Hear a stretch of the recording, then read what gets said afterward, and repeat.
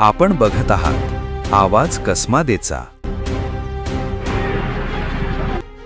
दिंडोरी तालुक्यातून एक धक्कादायक घटना समोर आली आहे। दिंडोरी तालुक्यातील पिंपळनारे इथं शुक्रवारी दिनांक 3 रोजी सकाळी 8:30 वाजण्याच्या सुमारास बिबट्याच्या हल्ल्यात एका वृद्ध शेतकऱ्याचा दुर्दैवी मृत्यू झालाय। या घटनेमुळे परिसरात भीतीचं वातावरण निर्माण झालं असून नागरिकांमध्ये मोठी घबराट पसरली आहे। मिळालेल्या माहितीनुसार गुलाब रामभाऊ साळवे वय वर्ष 69 हे आपल्या शेतात वासरू बांधत असताना अचानक बिबट्यानं त्यांच्यावर झडप घालून हल्ला केला।